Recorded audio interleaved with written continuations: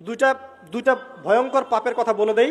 এই দুইটা পাপে যারা আসক্ত হয়ে আছে তারা তওবা করে ফিরে আসলে পরেও সারা জীবন তাদেরকে এটা সাফার করতে হবে। কথা বুঝতে পারছেন না? তওবা করে ফিরে এসেছেন মনে করেন, তারপরেও আপনাকে সারা জীবন এই পাপের ফলটা ভোগ করতে হবে। এক, মাদক দ্রব্য দীর্ঘদিন সেবন করেছেন, তওবা করেছেন, ফিরে এসেছেন, আল্লাহ হয়তো মাফ করে দিয়েছেন, আল্লাহ পাক মাফ করে দিয়েছেন, বাট আপনি আপনার দেহের যে ক্ষতিটা করে ফেলেছেন এটা পোষাতে পারবেন না। এক নাম্বার। দুই, তখন আপনি যদি বিয়ে করেন আপনি স্ত্রীকে সন্তুষ্ট করতে পারবেন না। হ্যাঁ। দুই নাম্বার হচ্ছে এই যে গোপনে যুবকরা যে পাপটা করে, মাস্টারবেশন, যেটাকে আমরা বলি হস্তমৈথুন, এই পাপ যেসব যুবকরা করছে বা করে, এবং অ্যাভেলেবেল এই পাপটা সবাই করে, কারণ এখন পর্নের যুগ, পর্ন দেখলে তো আর কোনো উপায় নাই, তখন তো এই পথেই যেতে হচ্ছে, নিজের উপরে নিজেকে জুলুম করতে হচ্ছে। যারা হস্তমৈথুনে অভ্যস্ত হয়ে গেছে এরা যদি তওবা করে ফিরেও আসে, শরীরের যে ক্ষতিটা হয়েছে এটা পূরণ হবে না কখনো।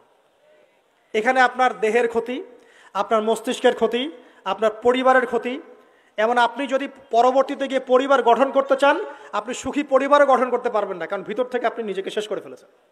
গোপন পাপে লিপ্ত হবেন না, আপনি যৌবনকে ধরে রাখেন, ইনশাল্লাহ দেখবেন আপনি সারা জীবন এনজয় করতে পারবেন ইনশাল্লাহ। কিন্তু যদি এখন নিজেকে শেষ করে ফেলেন, এখন নিজেকে শেষ করে ফেললে আপনি বিয়ে করলে পরেও দেখবেন আপনি পস্তাচ্ছেন। ওই যে কলিকাতা হারবালে যেতে হবে, তখন মডার্ন হারবালে দৌড় দিতে হবে। আর সব হারবাল টারবাল খেয়ে লাভ হয় না। কারণ কি? কারণ আল্লাহ প্রদত্ত যে নেয়ামত সেটা আপনি নষ্ট করে ফেলেছেন, এখন এইটা আর আপনি ক্ষতিপূরণ দিতে পারবেন না। অতএব জীবনটাকে সিরিয়াসলি নেন। দেখেন আমার মতো বয়সে, আমার চেয়ে প্রায় 10 বছর বয়স আগেই তারেক বিন জিয়াদ স্পেন জয় করেছিল। আমার যে বয়স এখন চলছে 30 পার হয়ে গেছে, এর চেয়ে আরও প্রায় 10 বছর আগে মুহাম্মদ বিন কাসিম এই সিন্ধু জয় করেছিল। এখন যে ইসলাম আপনি ভোগ করছেন এটা তাদের ফল, তাদের এই জিহাদের ফল। তো এখন আমাদের এই যে 20 বছর 30 বছরের যুব সমাজের দিকে তাকায় দেখেন, একবার তাকায় দেখেন, চেহারাগুলো একটু দেখেন, চেহারা দেখেন, এক একটা চেহারা দেখেন, চেহারায় নূর নাই, নষ্ট হয়ে গেছে, নামাজ নাই, চোখগুলো বসে যাচ্ছে, কারণ সারা রাত জেগে থাকছে। ওই যে টিকটক টিকটক টিকটক সারা রাত, হ্যাঁ সারা রাত ফোনে, সারা রাত গল্পগুজব।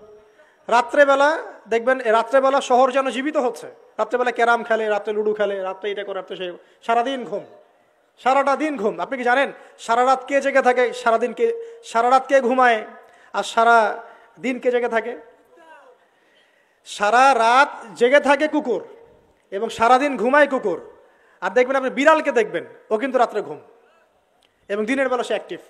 পাখিকে দেখবেন, পাখি সন্ধ্যা হলো একদম ঘরে, যেই সূর্য ডুববে পাখি একদম ঘরে, দেখেন না, পাখি ঘরে। আর যেই ফজর হবে পাখি বের হয়ে গেল। আর আল্লাহ রাসূল সাল্লাল্লাহু আলাইহি ওয়াসাল্লাম হয়তো বা এই কারণেই, আল্লাহ ভালো জানেন, তিনি বলেছেন এমন কিছু মানুষ জান্নাতে যাবে যাদের মনটা হবে পাখির মতো। সুবহানাল্লাহ। দেখেন পাখি কি করে, একদম সন্ধ্যা হলো ঘরে ঢুকে গেল, যেই ফজর হবে একদম ফজরের আগে আগে সে বের হয়ে গেল। তো পাখির মতো হওয়ার চেষ্টা করেন, পাখির মতো লাইফস্টাইলে আসেন, এবং সে সারাদিন পরিশ্রম করে রিজিকের জন্য, করে না? আল্লাহ পাক পাখিকে রিজিক দেন কি চাকরির মধ্য দিয়ে না ব্যবসার মধ্য দিয়ে? কিভাবে সে রিজিক পায়? তাওয়াক্কুল, তাওয়াক্কুল, আল্লাহর প্রতি তাওয়াক্কুল। আর তাওয়াক্কুল করে কি সে ঘরে বসে থাকে না রিজিক সার্চ করে, রিজিক তালাশ করে? আপনিও রিজিক তালাশ করেন, আল্লাহ পাক রিজিক দিবে ইনশাআল্লাহ তাআলা। প্রিয় যুবক ভাইরা, আল্লাহর ওয়াস্তে তওবা করেন। যারা যারা মাদকদ্রব্যের সাথে সংশ্লিষ্ট আছেন বা থাকার সম্ভাবনাও ছিল, এর ধার কাছেও যাবেন না, ওয়াদা করছেন তো? এবং গোপন পাপে লিপ্ত হবেন না। মুসলিম তরুণ যুবকদেরকে উদ্দেশ্যে বলছি যে আপনারা কায়িক পরিশ্রম করেন, কায়িক পরিশ্রম করেন, 5 ওয়াক্ত সালাতটা আল্লাহর ওয়াস্তে নামাজে মসজিদে এসে পড়েন। বেশি কিছু করতে বলছি না ভাই, আমার কথা শোনেন, বেশি কিছু করতে বলছি না, আল্লাহর ওয়াস্তে 5 ওয়াক্ত নামাজটা মসজিদে পড়েন, পারবেন না? আচ্ছা, ডেইলি 10টা পৃষ্ঠা করে কোরআন তেলাওয়াত করেন, পারবেন? আল্লাহ তৌফিক দান করুন। ডেইলি 2-4 টাকা করে সদকা করেন, পারবেন? আচ্ছা, প্রত্যেক দিন কিছু দাওয়াতি কাজ করেন, আমর বিল মারুফ, সৎ কাজের আদেশ করবেন, নাহি আনিল মুনকার, অসৎ কাজে নিষেধ করবেন, পারা যাবে ইনশাআল্লাহ। আপনি হালাল রিজিকের একটা সন্ধান খোঁজার চেষ্টা করেন, পারবেন ইনশাআল্লাহ। পড়াশোনায় নিজেকে ব্যস্ত রাখেন, লেখাপড়ায় নিজেকে ব্যস্ত রাখেন। যদি এর পাশে আপনি সময় পান, আমি বলবো আপনি খেলাধুলা করেন। যদি সময় কিছু বের করতে পারেন, কায়িক কিছু পরিশ্রম করেন, প্রয়োজনে কিছু কসরত করেন, জিম করেন, খেলাধুলা করেন, তারপরেও পড়নে যায় না, তারপরেও গার্লফ্রেন্ডের পিছনে সময় নষ্ট করেন না, তারপরেও যে টিকটক, ফেসবুক, ইউটিউব নিয়ে পড়ে থাকেন না। ওগুলোর চেয়ে খেলাধুলা করা অনেক ভালো আছে। অ্যাটলিস্ট আপনি ফিজিক্যালি ফিট থাকবেন। অনেকে বলতে পারে যে এটা না করলে হয়, এটা বাজে কাজ, সময় নষ্ট। আমি মনে করি এখনকার যুবকরা যেসব পথে সময় নষ্ট করছে এর চাইতে অ্যাটলিস্ট খেলাধুলা করলে ভালো ছিল। একটা সময় ছিল না, আজকে থেকে 10 বছর আগে প্রচুর খেলা হতো না?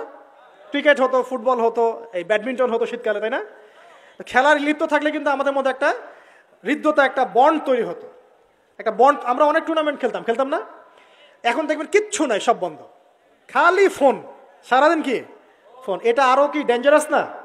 এভাবে তাদের ফিজিক্যাল বডিটা নষ্ট হচ্ছে, মেন্টাল স্ট্রেংথটাও নষ্ট হচ্ছে। এর চেয়ে বরং তারা যদি কোনো কসরত করে এটা অনেক ভালো হবে, এটা আমার মত। এটা আমি কোরআন সুন্নাহ থেকে কোনো কথা বলছি না। আল্লাহ পাক বোঝার তৌফিক দেখ।